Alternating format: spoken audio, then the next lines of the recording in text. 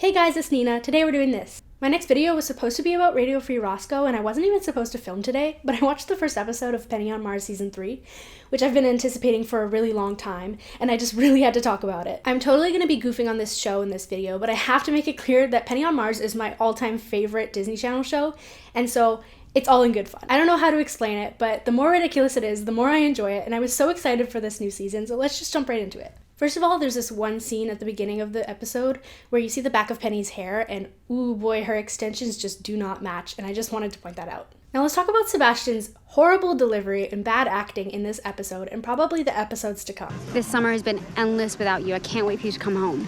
Yeah, it really does. Oh, look, Penny, I gotta go. They're knocking my door. He also sort of seems that he's like high or something because his speech is so slow and laggy, and something's just off about him. Yeah, they got that new burger place. All of the sneak peeks with Sebastian in them come off in this way, and I'm just wondering if there's something going on with Finley. Hey, man, I know exactly what it feels like to get sidelined.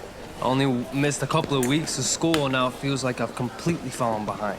All right, let's get into the plot. So we find out that Vicky is lost somewhere in the ocean, and then Penny's dad decides to lie to her about it. And I'm like, that is definitely not something you should do. Like, maybe you're trying to protect her and all, but definitely not the way to go about it. Plus then Penny goes and lies to Pete about what she thinks is the truth, making it a two-tier lie. And just before this, she's like freaking out about having to go tell Pete about Bakia and like freaking out about her mom. And she's like tossing and turning in her bed.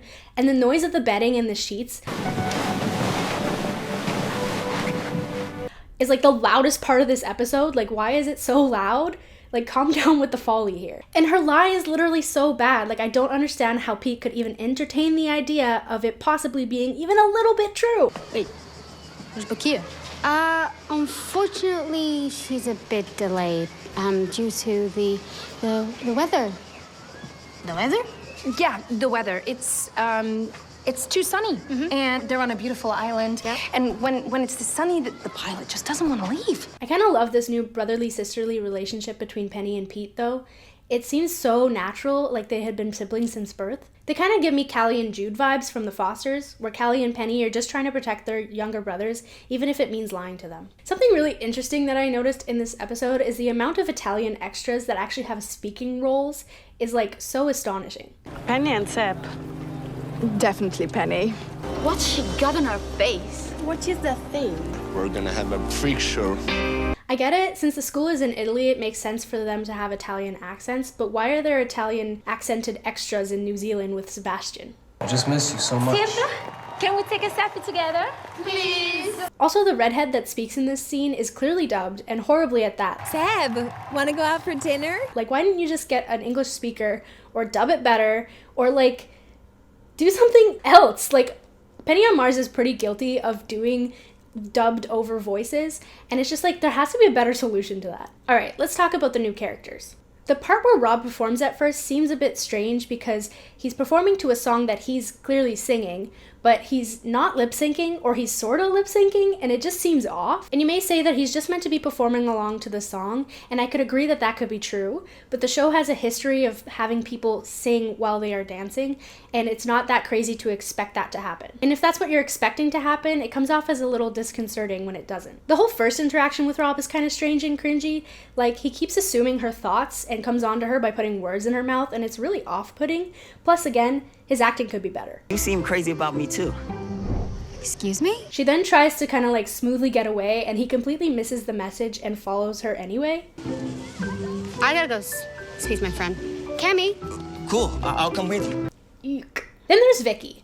The thing about Vicky wearing a mask is kind of strange to me. Both Caitlin and I found it weird that she would think that wearing a mask would make it more comfortable for other people to look at her, when in fact it just makes it more scary to look at her. If she had just put on makeup to cover her scar, it would have been better, but in general, her scar is not even that bad to look at all. She's literally so beautiful that her scar is hardly a deterrent. Also, we need to talk about the part where they discover that Vicky is one of their old friends from a past vacation, because honestly that part is probably the most absurd part of the entire episode. They start to realize that the necklace looks like a necklace that they made when they were younger on vacation, and it takes them way too long to realize that Vicky is the third person with whom they made the necklaces. You would think that they would just say, hey, that necklace looks familiar. Oh my goodness, are you Vicky from Bellagio? Instead of the long-winded way that they come to that conclusion. I feel like that's just a problem of poor writing. And then the fact that Vicky says, Penny, Cami! Penny, Cami, I can't believe you're that Vicky. As if she had just realized that it's them is so bad too, because like, how could she not recognize them from the first day at the orphanage after hearing their names? Like really, what are the odds that they would be a different pair of Penny and Cami's?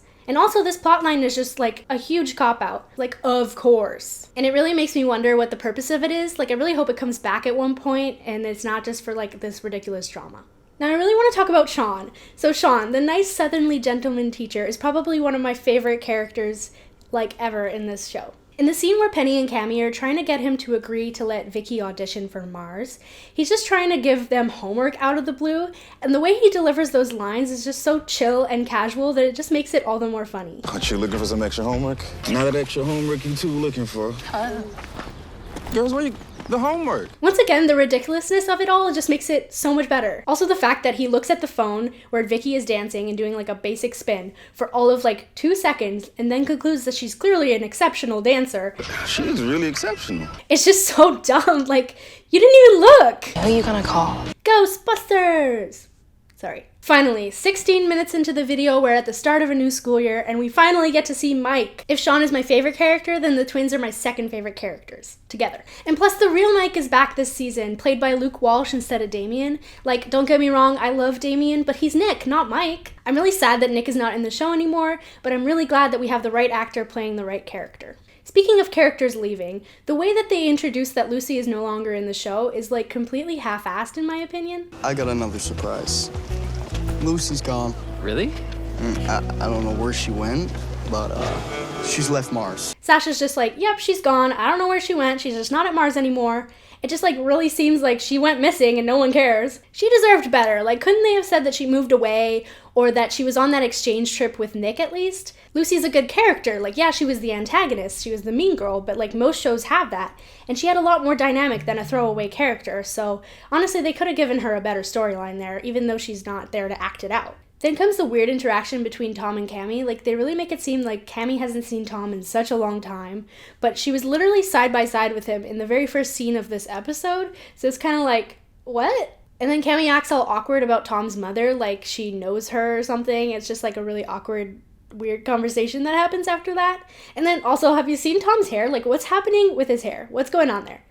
It needs some help. And finally, of course, the tradition of laughable final performance names continues with the Marsicle. Start your engines, Martians, because for the midterm exam, you're auditioning for the Marsicle. Yeah! It honestly sounds more like a popsicle than a musical to me, but we gotta love it. We got the big one, we got the too good, and now we got the Marsicle, which I think is probably the most ridiculous of the three. Anyways, guys, I am in love with Penny on Mars. Like, it's so bad, it's good. I get so excited when I get to watch it, and I might sound crazy, but like, I don't know what it is about this show. Like, it's so bad, but it's so good.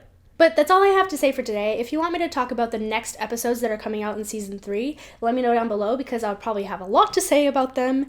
If you have any other shows that you want me to talk about, please let me know because I need them. Please subscribe and like this video and turn on that bell because that Radio Free Roscoe video is coming soon and I'm sure you'll want to see it. Wait, what? No.